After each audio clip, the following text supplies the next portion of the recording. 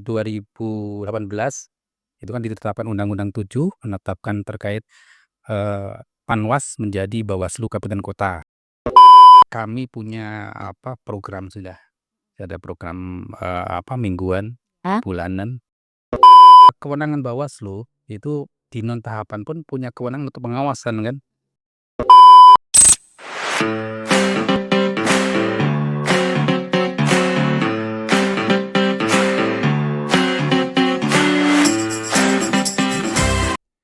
Assalamualaikum warahmatullahi wabarakatuh. Hai teman pemilih, isi kabar taka? Ketemu lagi kita di podcast KPU Kabupaten Pasir, diskusi, duduk santai, bahas kisah demokrasi. Bersama saya Dina yang saat ini akan menemani teman-teman semua dalam membahas podcast kita pada siang hari ini. Sobat pemilih, tema kita siang ini adalah tentang mengawal demokrasi setiap hari, peran strategis Bawaslu di masa non-tahapan.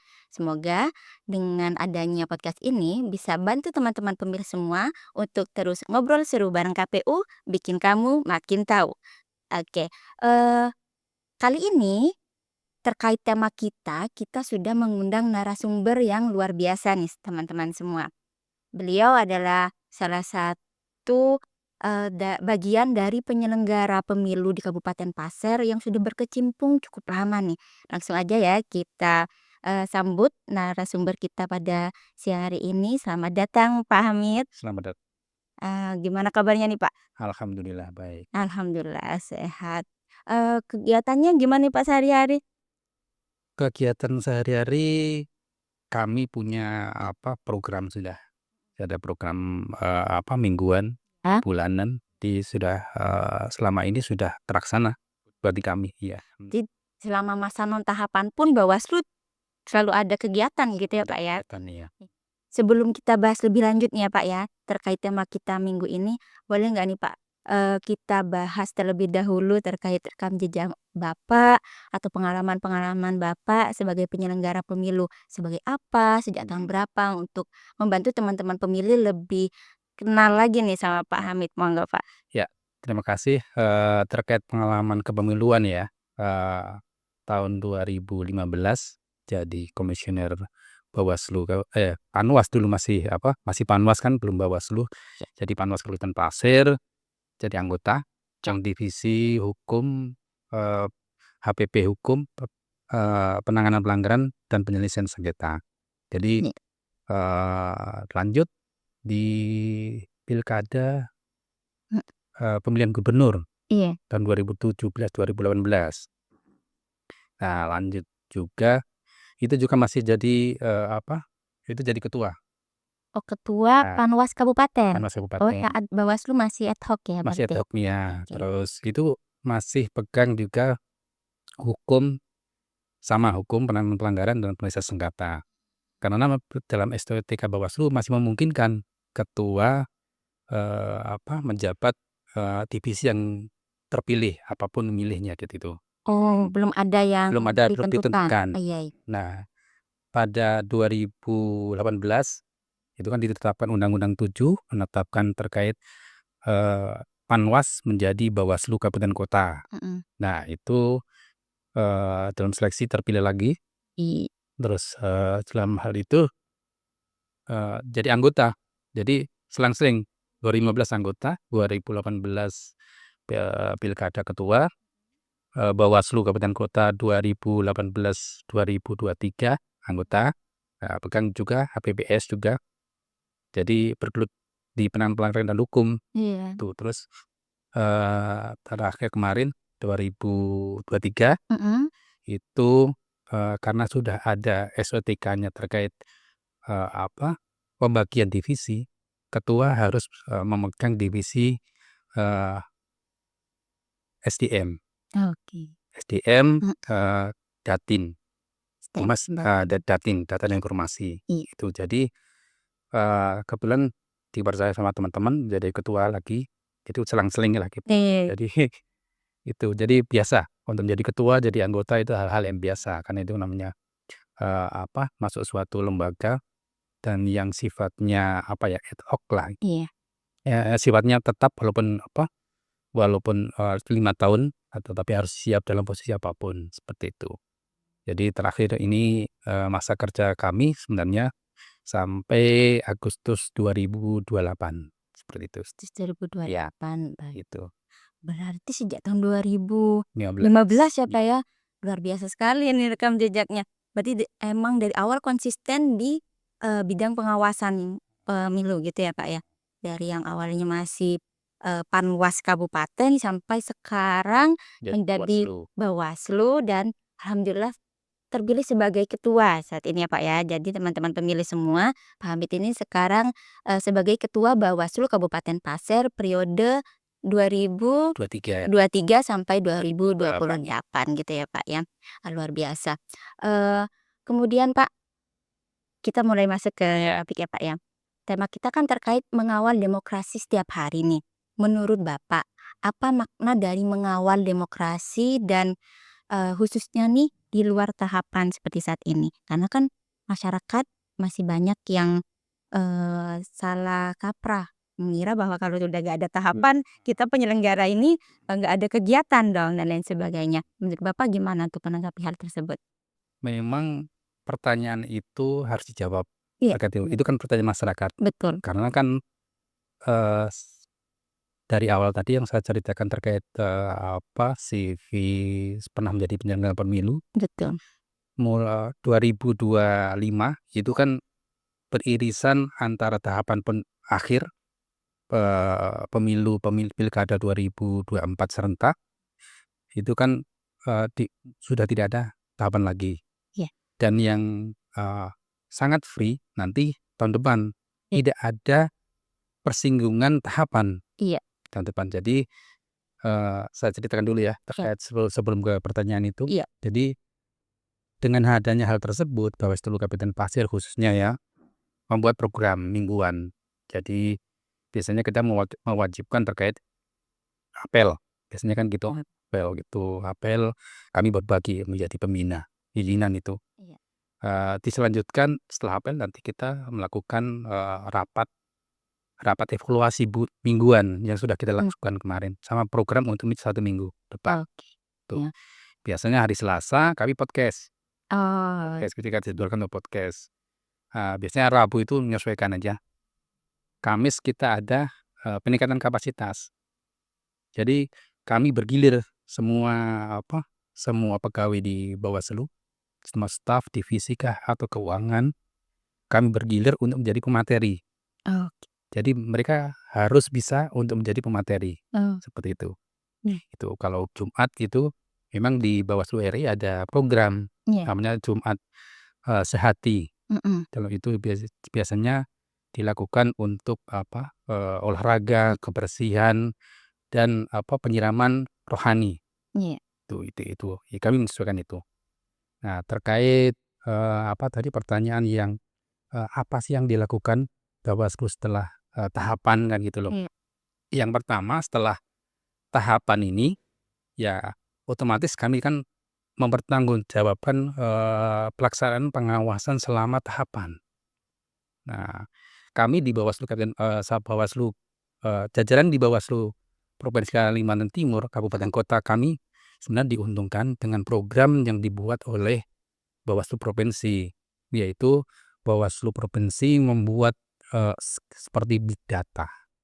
Tuh, jadi perekaman terhadap terhadap proses pengawasan mau pemilu mau pilkada itu terekam baik dalam big data yang tiap pimpinan kabupaten kota atau provinsi itu bisa membuat data dengan membuka link di HP masing-masing. Karena memang yang diberi akses memang hanya pimpinan-pimpinan Bawaslu kabupaten kota, karena di situ kan sama operator, karena itu bisa ngedit. Kalau mau orang buka bisa ngedit. Jadi akses terhadap pimpinan ya. makanya itu kan dibatasi. Karena kalau sifatnya ke umum nanti kan akan rawan terhadap data yang dirubah-rubah seperti itu. Jadi di non tahapan ini terkait merawat demokrasi lah gitu. Bahwa selain ada program dari Bawaslu RI kan bekerja sama dengan Komisi 2. Itu kan ada, Iya. itu kami. Kemarin Mhm. sudah kita lakukan di tingkat provinsi dan kabupaten kota. Iya. Itu sosialisasi bentuknya ada. Terus SKPP, Sekolah Kader Pengawasan. Sekolah kader Iya, pengawasan. kita Iya. lakukan juga untuk Mhm. mempersiapkan kader-kader kita dalam pengawasan pemilu berikutnya, Oh, seperti itu. oke. Menarik itu. Iya, jadi, memang untuk, apa ya, setelah tahapan 2024, pemilihan serentak, itu kan kebetulan presiden menyanangkan terkait efisiensi, yang itu tidak mudah untuk kita melakukan itu. Itu diperlukan, apa ya, kreativitas.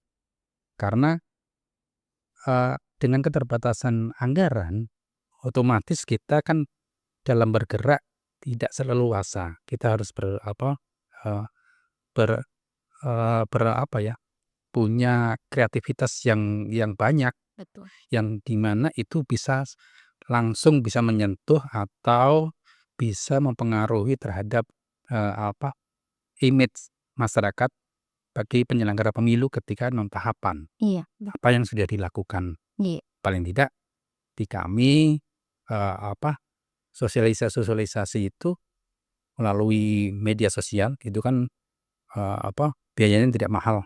Jadi itu continue di situ. Itu salah satu bentuk dari, dari sosialisasi kita Mhm. terkait pengawasan pemilu untuk Iya. demokrasi yang ke depan lebih bagus kan seperti itu. Oke. Iya, Sebenarnya tadi ada yang menarik nih, Pak. iya, Kader kader pengawasan. Sekolah Kader Pengawasan Iya, itu sudah berjalan? itu tiap tiap tahun sudah berjalan. Iya. Jadi mungkin pas tahapan sebelum pemilu 2024 serentak, itu sudah ada juga, sekitar, 2022 mungkin, sebelum 2022 itu sudah ada juga. Itu terus, kalau 2019 selesai ada juga di pertengahan, tapi, non tahapannya itu kan cuman antara pemilu 2019 dengan, pilkada itu kan Iya. nggak banyak, Iya iya. non tahapannya, Iya. sekitar 6 bulan aja. Iya. Nah, ini kan yang paling panjang, Betul. karena sudah ada pemilu dan pilkada serentak, Iya. makanya ini agak panjang non tahapannya. Iya. Nah, itu makanya kan kita buat terobosan-terobosan terkait kegiatan apa yang harus kita lakukan, Yang seperti itu. tahun 2025 ini Sekolah Kader Pengawasan sudah berjalan? Ini sudah berjalan dan selesai. Itu sistemnya berarti, mungkin untuk pengetahuan teman-teman pemilih semua ya, Pak, ya, siapa tahu mungkin ada yang tertarik untuk jadi bagian dari Sekolah Kader Pengawasan, berarti cara mendaftarnya gimana nih, Pak? Apakah nanti, ini adalah program kontinuitas setiap tahun atau seperti apa, bagaimana? Iya, karena kan, Bawaslu mempunyai program terkait pengawasan partisipatif. Iya. Otomatis, sekolah kader pengawasan Mhm. itu dilaksanakan di non tahapan. Di non Oh, tahapan. iya. Jadi kemungkinan nanti di 2026 Mhm. juga ada, Oke. tapi untuk yang 2025 kan sudah selesai. Dan intinya kader pengawasan itu diambil atau pesertanya, yang mendaftar adalah mahasiswa. Dari mahasiswa, Dari mahasiswa, ya, kategorinya ya, Pak, ya? mahasiswa. Karena kemarin untuk yang 2025 ini adalah daring, karena efisiensi juga kan itu. Jadi dilaksanakan dengan daring, Oke. daring dan sudah selesai. Termasuk hasilnya kemarin yang, kita rapat, semester kemarin, Mhm. itu kan dari peserta rekomendasi kami ke KPU adalah 2 peserta, SKPP. Oke Gitu. oke. Jadi kan kami itu kan, belum mempunyai akses terkait, NIK penduduk Kabupaten Pasir, Iya, sehingga yang dekat dengan kami aja, yang masuk program kami aja, kami bisa mengecek yang bisa dicek apakah ya? dia masuk DBT atau tidak, seperti itu. Itu kita manfaatkan. Heeh. Berarti untuk masuk sekolah kader pengawasan itu setiap kabupaten ada berapa kuotanya nih, Pak? Sebenarnya tidak terbatas karena online kan, Oh gitu ya ya. tidak terbatas. Cuman, terkait, sebagai kompensasinya kan Mhm. ada dari RI itu penggantian pulsa Uang pulsa, ya, iya iya itu iya. ada. Jadi kemarin itu kalau di Pasir ini lebih dari 40, sekitar 50 ya. Banyak ya? Ya, kita ambil dari mahasiswa, kita sosialisasi ke perguruan tinggi dan universitas di di Pasir, Ya di Pasir, dan Pasir ada 40 lebih. 40 lebih. Iya, Baik. 40 lebih dari mungkin di Kaltim ini hampir 200-an lebih lah, 300 itu lebih gitu. Oh, banyak juga berarti ya Ya, kuota kita ya, Pak, ya. Berarti ini, per tahunnya nanti sekolah kader pengawas itu apakah bersifat kontinuitas nih, Pak? Dalam artian misalnya, untuk tahapan yang atau kegiatan 2026 itu berlanjut hanya untuk kader yang pernah ikut 2025 atau mungkin kader baru juga boleh ikut gabung? iya, untuk yang 2026 otomatis Mhm. kita lebih ke yang orang baru. Oke. Karena kan kenapa? Karena orang yang, yang diinginkan kegiatan tersebut adalah setelahnya mereka itu membentuk suatu komunitas, di mana komunitas itu mereka untuk berdiskusi terkait, majunya demokrasi, bagaimana Mhm. demokrasi, terus kepemiluan ke depan, Mhm. itu yang diinginkan. Mhm.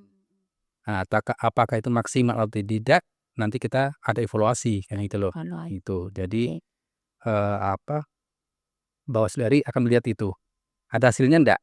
Gitu loh, seperti itu, Oh tuh. gitu ya.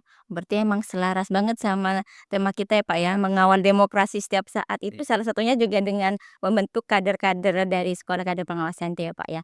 Kemudian nih Pak, menurut Bapak nih, seberapa penting pengawasan demokrasi di masa non tahapan seperti saat ini? Apakah maksudnya karena kita lagi nggak ada tahapan kemudian kita bisa lagi santai atau justru ya tetap ada yang harus diawasi ya. gitu? Jadi, kewenangan Bawaslu itu di non tahapan pun punya kewenangan untuk pengawasan kan. Jadi pengawasan selain yang pertama jelas yang dilakukan KPU pun kita kita undang-undang memberi kewenangan kami untuk pengawasan. Iya. Itu, termasuk, pemilih berkelanjutan, itu salah satunya. Terus saya ceritakan tadi terkait big data, hasil pengawasan itu sebagai mapping terhadap, eee, apa, pencegahan terhadap, potensi-potensi, potensi-potensi terkait pemilu berikutnya.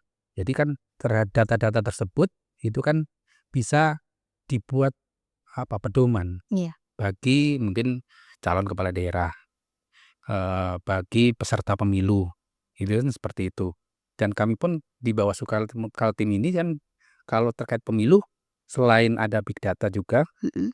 sudah terbukukan, Oke. ada buku Iya. terkait, big data pemilu 2024 serentak kan gitu. Iya. Di pilkada juga ada kami.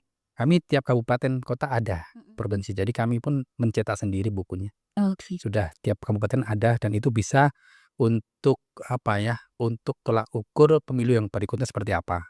Nah itu untuk persiapan, menghadapi pengawasan pemilu berikutnya seperti itu.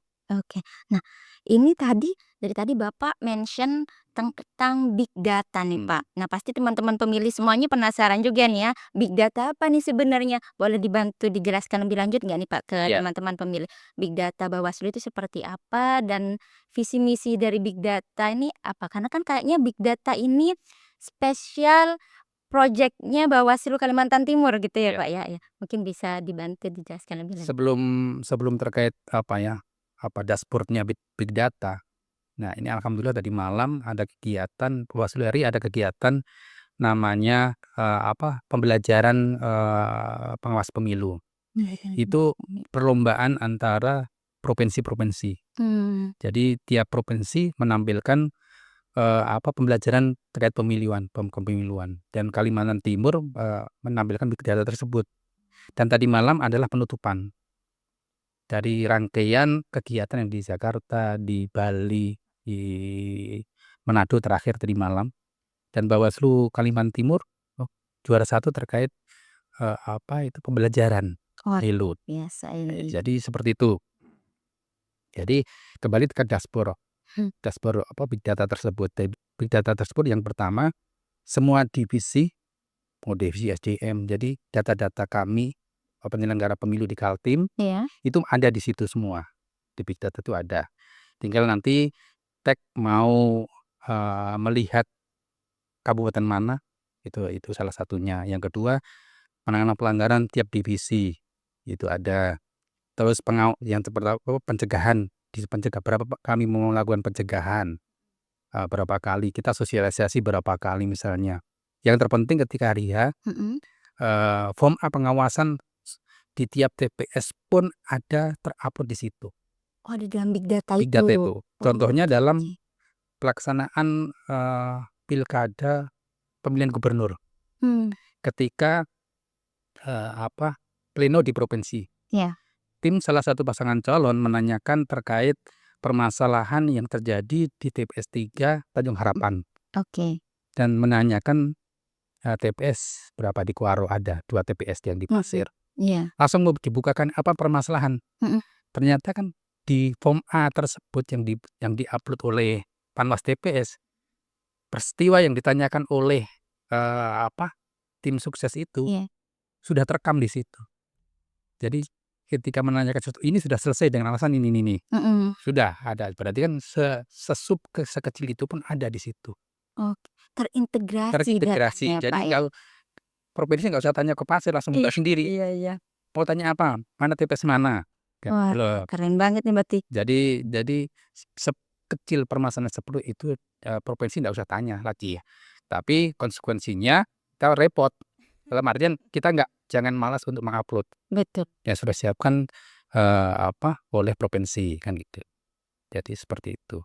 Berarti dalam artian bahwa seluruh aspek pengawasan demokrasi yang dilakukan oleh Bawaslu Kaltim ini semua terdokumentasi dalam big data itu gitu ya, Ya, Pak, ya? ya masih terdokumentasi dengan secara elektronik kan seperti Iya, itu. secara elektronik.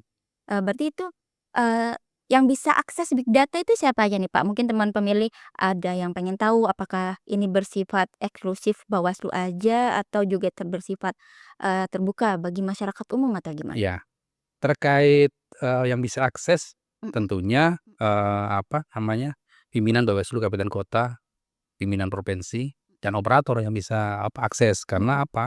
Karena big data itu yang digarisbesarin dia adalah non profit, sehingga siapa yang bisa masuk bisa merubah. Jadi untuk kehati-hatian seperti itu, makanya dibatasi siapa yang bisa masuk ke situ kan gitu, Iya. masuk ke situ ke big data tersebut. Tetapi bentuk keterbukaan Bawaslu kan, big data itu terangkum dalam suatu buku, Mhm. dan di buku itu dibagikan ke instansi-instansi yang terkait, Iya. seperti itu. Berarti masyarakat untuk mengakses datanya bisa Bisa. melalui buku yang Iya. sudah diterbitkan oleh Bawaslu Kaltim Yes. ini ya, Pak, ya? Iya. Baik. Nah, tadi kita bahas terkait pengawasan partisipatif kan ya, Pak, ya? Menurut Bapak nih, seberapa penting sebenarnya peran masyarakat dalam pengawasan demokrasi kita saat ini, Pak? Ya. Kalau dari segi pandang Bawaslu terkait peran masyarakat, tentunya kurang lebih dari KPU. Karena kalau KPU kan terkait peran masyarakat untuk memilih. Betul. Nah, tapi kalau di Bawaslu, peran masyarakat untuk ikut dalam pengawasan pelaksanaan pemilu Mhm. atau pemilihan Iya, dan pengawasan proses. tempres. Sehingga nantinya ke depan untuk pemilu yang akan datang ya dapat dicapai pemilu yang lebih bagus, dalam artian berintegritas, Iya. seperti itu. Itu jadi peran serta masyarakat itu kita maksimalkan, salah satunya tadi Iya. pelaksanaan SKPP, satu Iya. itu. Mhm. Kita juga sering sosialisasi juga di perguruan tinggi ketika mereka melakukan ospek penerimaan Oke. mahasiswa baru kan, seperti itu. Kita lakukan di beberapa SMA, kita juga lakukan. Iya. Karena kan walaupun walaupun kelas 1 SMA, Mhm. tapi untuk pemilu 2002 yang berikutnya itu kan mereka sudah menjadi pemilih kan, Betul. itu seperti itu. Jadi kita kita menginginkan masyarakat itu sebenarnya eee, ada kesadaran, itu yang agak sulit. Contohnya kemarin kita ketika KPU melakukan coktas atau Iya, tindakan terbatas. pentas ya, Ya. terus kami membuat posko pengaduan siapa yang belum masuk DPT, Iya. itu kan sampai sekarang nggak ada satu orang pun, itu kendalanya untuk melapor ke Bawaslu. Saya belum masuk ke mana, menjadi, pemilih. Pemilih, daftar Karena pemilih. iya seperti itu kendala kan. Nah itu tantangan bagi kita semua. Padahal di lapangan ada ya Pak Banyak kasusnya, kasusnya tapi kan, yang melaporkan itu tidak ada sampai tidak ada. sekarang gitu Iya, ya Pak ya? seperti itu. Oh gitu, oke. Berarti emang salah satu tugas kita selanjutnya untuk lebih aktif gitu ya Nah, Pak ya dalam mensosialisasikan ya. Kemudian nih Pak, kalau bisa dirangkum dalam satu kalimat ya Pak ya, apa pesan Bapak tentang mengawal demokrasi, saat ini gitu Pak? iya, kalau kita, satu tarikan napas untuk melakukan, demokrasi yang lebih baik ke depan, kan Iya, seperti itu, mhm, sebenarnya diperlukan kesadaran dan penyadaran terhadap masyarakat. i Karena apa? Karena kesadaran itu adalah, ke depan orang tidak perlu dikejar-kejar terkait, dia harus memilih. Dia harus otomatis dia harus tahu, misalnya siapa yang harus dipilih siapa. Jadi dia harus mengetahui dengan sendirinya, nggak harus diarah-arahkan, tapi itu namanya bentuk kesadaran bahwa, hak pilih dia akan berimbas kepada, kebijakan yang akan diterbitkan atau diputuskan oleh, pemerintah mmm, terpilih, seperti itu, betul betul. tuh. Jadi intinya, mengajak masyarakat semua agar tidak apatis gitu ya, Tidak apatis terhadap mulai pemilu. untuk, terlibat dalam, politik karena memang banyak sih, tidak banyak dalam artian memang ada beberapa yang merasa bahwa tidak perlu untuk terlibat aktif dalam, proses demokrasi karena merasa mereka, bagian kecil aja dari masyarakat. Iya, Justru karena kita adalah bagian dari kecil masyarakat, perlu juga untuk memahami apa aja yang akan dihasilkan dari proses demokrasi itu, iya, begitu ya, Pak, iya, ya? Salah satunya itu tadi dengan membuat, berbagai macam program mingguan gitu ya, serta tadi sekolah kan, kader pengawasan, itu menarik sekali ya. Gitu ya teman-teman pemilih, ini bisa jadi bahan pertimbangan juga kalau kita ingin terjun sebagai penyelenggara bisa dimulai dari sebagai kader pengawasan itu iya, tadi ya, Pak, ya. Mungkin bisa, dengan cek-cek gitu ya terlebih dahulu ke medsos Bawaslu, iya, ada medsosnya ya, Pak, ya? ada Medsos Bawaslu, Di semua akun media sosial? ada sih semua akun Oh media gitu sosial. ya. Mungkin bisa lihat di Instagram Bawaslu kalau ada, open recruitment lagi Iya, terkait kader pengawasan tersebut. Oke mungkin cukup, sekian dulu ya Pak ya ngobrol iya, kita siang iya, ini, sama-sama. semoga, bermanfaat bagi teman pemilih semua. Terima kasih banyak Pak Hamid sudah meluangkan waktu ke sini, kami senang sekali. Mohon maaf jika ada kesalahan gitu Iya, ya Pak ya. sama-sama ya. Baik, baik teman pemilih semua, cukup sekian episode podcast kita pada siang hari ini. Terima kasih banyak, jangan lupa untuk subscribe, like, and share, serta komentar di podcast KPU Kabupaten Pasir. Sebagai penutup, kami ingin menyampaikan falsafah hidup masyarakat Kabupaten Pasir, "Olomanin asebuen siolondo, hari esok harus lebih baik dari hari ini." Terima kasih. Wassalamualaikum warahmatullahi wabarakatuh. Waalaikumsalam.